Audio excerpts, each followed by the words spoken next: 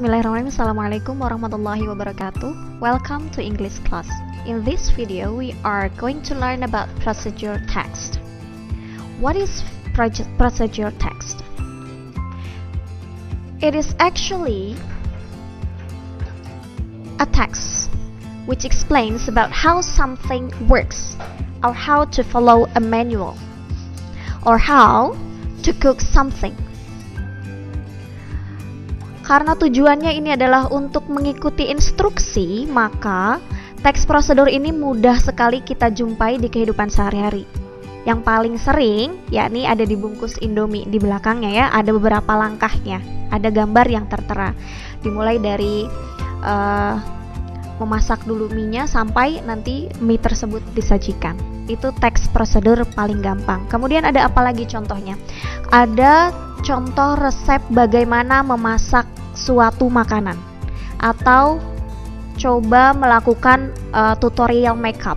Ada banyak sekali jenis teks prosedur yang bisa kita lihat di internet sekarang, dan itu semakin berkembang, termasuk vlogging, review gadget mungkin ya, itu ada di situ ya. Kemudian kita bisa lihat contohnya di sini seperti yang sudah saya sebutkan. Ini contoh teks prosedur tentang masakan ya, how to make a food or how to cook something. And then this is the second picture. It is about the DIY.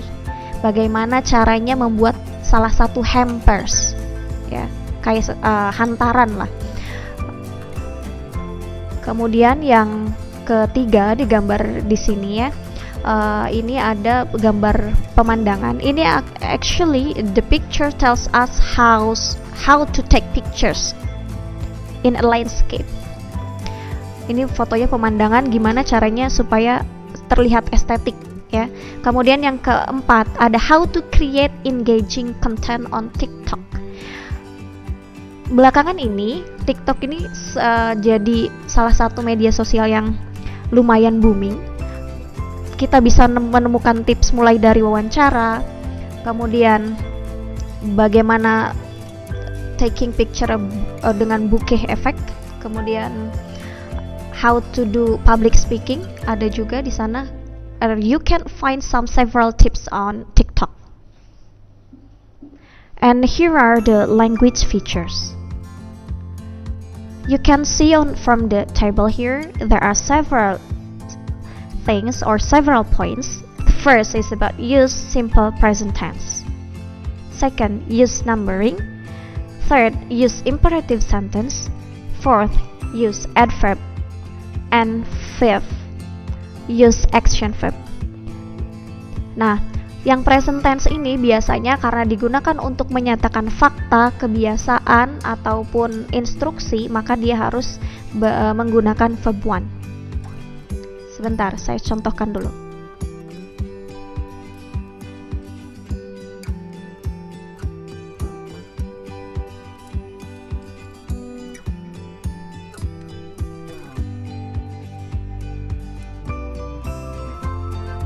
Ini contohnya saya berikan dalam bentuk kalimat.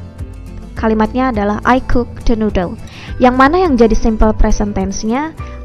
Di sini ada semuanya ya.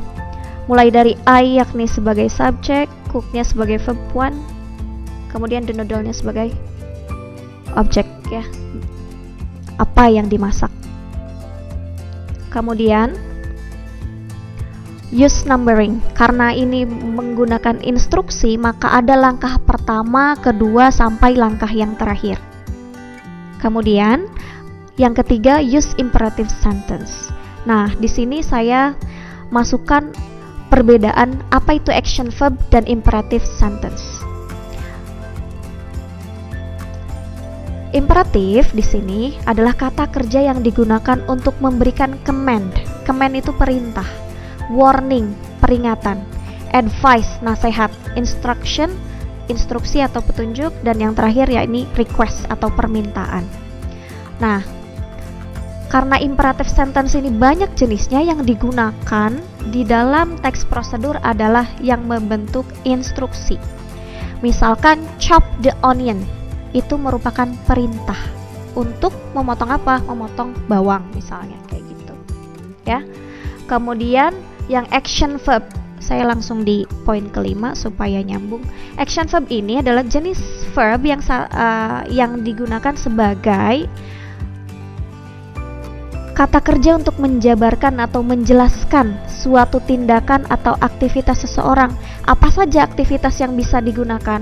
Ada makan, ada mengunyah, ada berpikir. Ini contohnya agak random ya action verbnya, tapi kalau misalkan kita sudah di teks prosedurnya, kita bisa nanti bedakan mana yang termasuk action verb, mana yang termasuk imperative sentence. Kemudian ada adverb atau keterangan, slowly, perlahan-lahan ya, secara perlahan-lahan, carefully, dengan hati-hati. Itu language features-nya yang bisa digunakan di procedure text. Nah, ini ada contoh teks prosedur bagaimana membuat pancake yang fluffy ya, empuk gitu ya. Ada bahan-bahannya di sini. Ingredients itu bahan ya. Ingredients, bahan-bahannya adalah ada 5 telur, kemudian 40 gram sugar, 60 gram purpose flour, and then 2 gram baking powder, salt, 1 teaspoon vanilla extract, and then honey. Kemudian ada beberapa set instruksinya. Nah, kita bisa lihat di sini ya.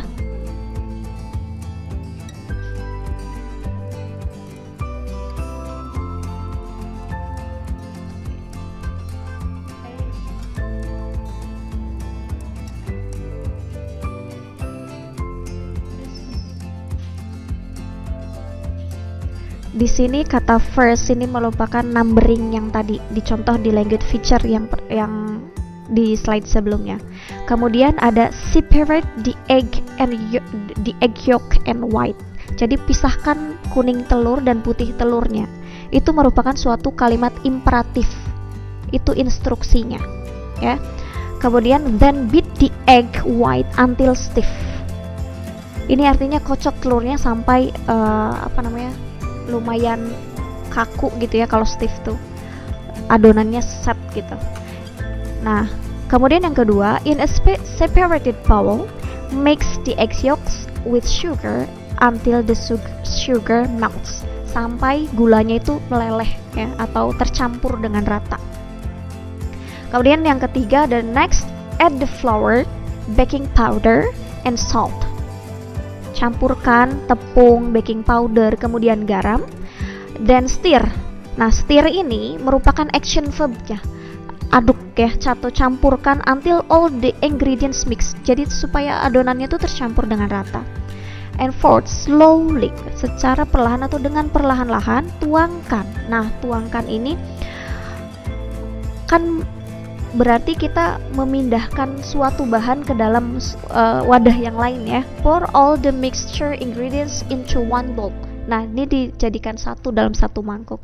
And then add vanilla extract and mix it. The fifth, then heat a pan over low medium heat. Jadi panas apinya tuh harus sedang. And coat it with butter. Jadi butternya juga dipanaskan dulu ya. Kemudian use a 1/4 cup measure to scoop and drop the batter into the pan. Jadi adonannya tuh 1/4 cupnya aja yang dicetak di pan atau di wajan ya, sampai membentuk bulatan yang diinginkan gitu. Kemudian masak, cook, ini perintah juga, cook until the first side is golden brown. Jadi kalau yang bawahnya itu udah lumayan kecoklatan warnanya, balik ya, until the top suffers from bubbles. And then after that repeat on the other side. Jadi karena ini tekniknya adalah satu persatu bikin pancake-nya, jadi harus sabar.